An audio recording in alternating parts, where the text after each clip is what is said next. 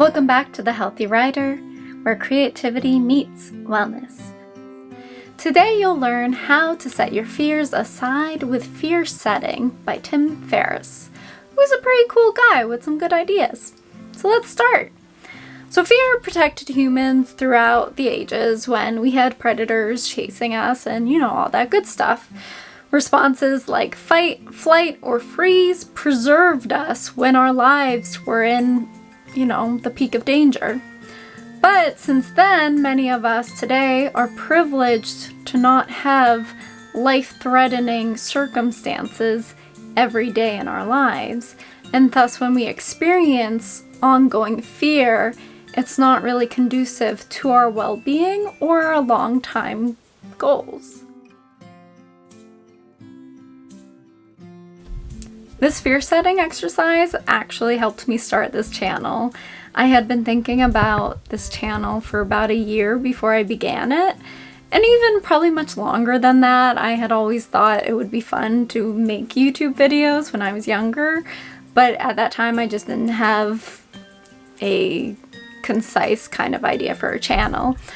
And so I did this exercise, and here we are. The channel's going. I'm excited that you all are here.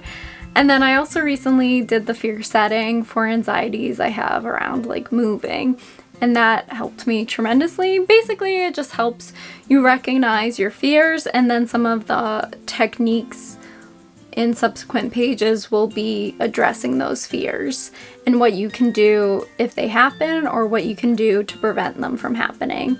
So it's a proactive exercise as well as pretty practical, and it allows you to kind of address which fears are rational and which are really anxiety based and have no founding in the present. And sometimes, we have fear because we've had other experiences in our lives that kind of cement that fear as an ongoing possibility. And, that's kind of part of trauma, right? That something bad happens and it stays with us. Well, this exercise will help you see which of those are still doing that for you. So let's start. If you only have a device, you can do this exercise with a device. But if you have paper accessible or available to you, I would take several pieces of paper and a pen and do this exercise with me while you're listening to this video. Writing is better because, one, the first page is going to be horizontal and split into 3 columns, so it's kind of easier to do if you can draw it. Alright, so if you're ready with your pen and paper or a device, if that's all you have, go ahead and do that.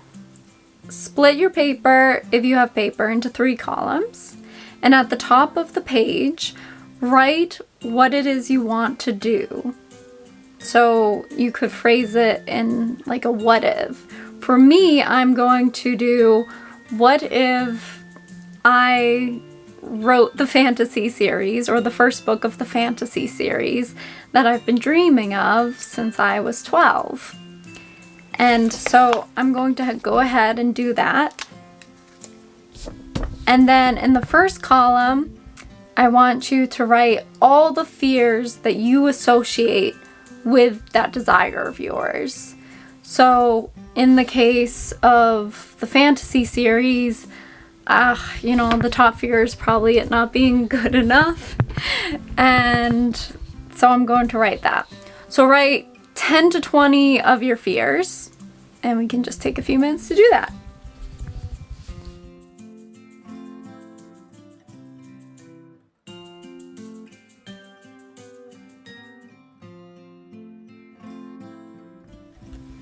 Alright, so I finished my list of fears. I got to about 15, which feels good to me. I was drawing a blank for other ones.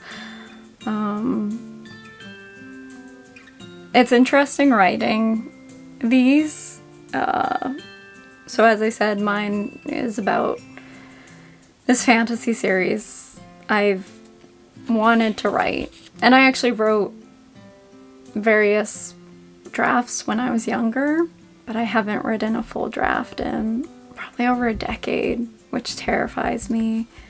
So, you know, it's interesting because a lot of the fears here are about enoughness. I think looking at the page, there's at least 4 fears that are related to enough. The first one, it might not be good enough. And I think that would be disappointing to me more than anyone. But I feel like I owe this book so much. And yeah, I just, you know, it won't be good enough if it's not written, because it won't be anything. And so it's good to take these fears out of my body and put them on the page, because otherwise they're just kind of bumping around my head. And I don't know if you're feeling this as you're reading through your list, but when we don't express our fear, it just stays with us and we don't tend to do anything about it. So I've been really nervous about doing fear setting for this one particularly, but now that I see the fears, I realize how kind of flat they are too. That a lot of them are fears anyone would have about anything they've wanted to start. So it feels good. I hope you guys feel some relief in writing yours down. So you did your first column. Congratulations! I don't know about you, but that was anxiety-inducing for me. It feels good to get it out of the way. Let's go on to our second column. Alright, so we have our fear column, and now we're going to move on to the prevent column. So the prevent column is kind of self-explanatory, but basically, with each fear, you're going to write what you can do to prevent that fear from coming to reality. So for me, for the first one, the book might not be good enough. So for the first one, preventing for me, write as many drafts as you need to. Edit it 5 times. If you edit a book 5 times, as long as you do all the way through, it probably won't be bad. So yeah, go through your whole list and write next to each fear what you can do to prevent that fear from happening.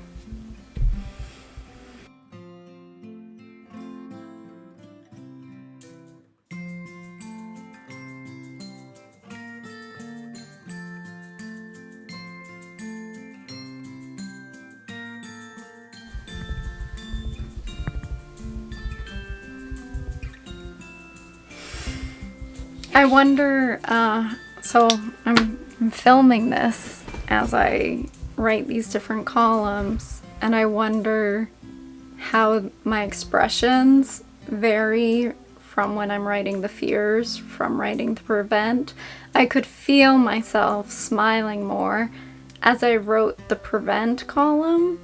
It felt more relaxing. It felt like, oh yeah, the fears aren't the end of the world. They're actually things you can do to prevent these. And some of them, there aren't that many things I can do except, you know, my best. So one of my fears is, what if I mess up or upset people by what I write, or, you know, offend others, or they don't like it, you know, something along those lines. And then I wrote in the prevent column, move from your heart to your best, which is what I'm trying to do on this channel as well, because that was a similar fear in the YouTube fear setting one.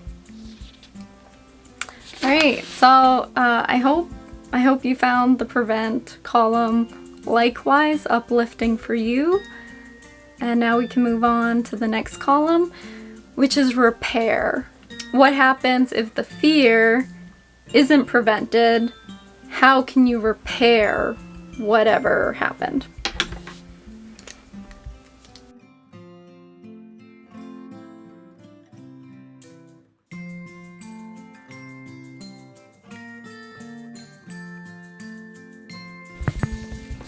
I finished the repair column. I don't know how you all did. If you're still doing it, feel free to pause this and finish it up. One of the things I'm taking away from my repair column is that many of them are the same sort of repair. So for a bunch of the enough ones, my solution to repair it is read more and write more, which is always good for a writer. I think that's something you have to always do. And it feels kind of good to see that the repair is something so kind of innocent, right? Like, I love reading and writing, so if the worst situations happen in a lot of these cases, then I just go back to doing what I love. And so the consequence in the case of this fear, or this goal, isn't dire, obviously. It's not life-threatening, as I said in the beginning of this video. And it kind of trivializes a lot of my fears in a way that's really freeing. I think we all have fears of not being enough, the not enoughness kind of plague. But you're not enough if you don't try. Most of life is just trying. Yeah. So for this next one, you're going to take a page. You can have it vertically. It doesn't need to be horizontal because there aren't going to be columns. And for this one, list all the benefits you can think of for achieving this thing you want to achieve. This part of the exercise made a tremendous difference for me when it came to this YouTube channel, because every time I feel kind of anxious or overwhelmed or like I can't do this, I go back to this notebook I keep. It's called Magic Notes, and in this notebook I write down ideas for this channel, I write down goals for this channel, and on the third page I have a list of 16 benefits of doing this channel. And every time, I feel those anxieties or fears kind of percolate again, I go to this list and it reminds me of why I'm here, why I'm with you all, why, I want to share resources that have been tremendously beneficial for me and that I hope you all can benefit from. And it feels really good to read that list and already realize how some of those benefits are coming true, even though I haven't been doing this very long. So, yeah, this can be really nice to keep somewhere that you can return to again and again when you have those old fears come up. So, go ahead, take your piece of paper, and write the benefits of that thing you want to do.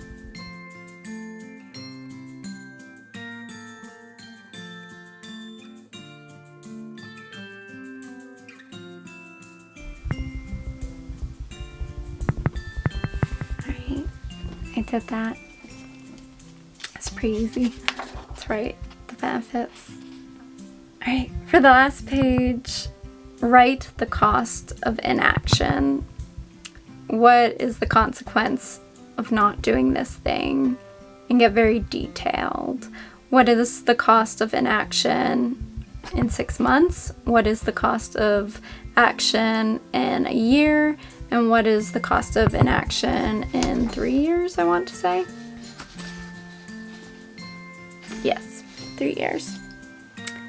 And then get very detailed, and when you're thinking of the cost of inaction, address the physical, mental, and emotional cost of inaction. Let's go.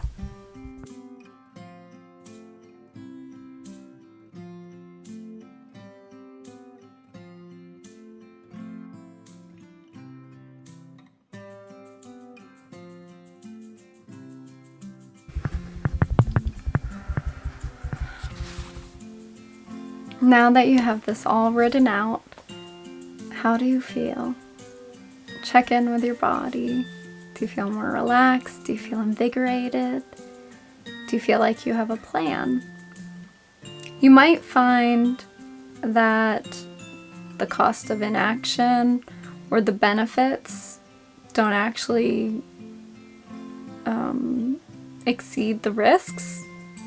Or you may find, like me, that the risks are mild compared to the emotional toll of not completing this. So, leave a comment. Let me know. Did this exercise help you? Did you do it alongside me, or are you going to do it after this video ends? And if you're feeling brave, let me know what that thing that you want to do is, so that we can all cheer you on in the comments. And thank you so much for doing this with me, y'all. Thank you for listening, watching, and thinking about what you can do to set yourself up for a more emotionally fulfilling life. As always, like, subscribe, hit that notification bell, and I'll see you next time. Mwah!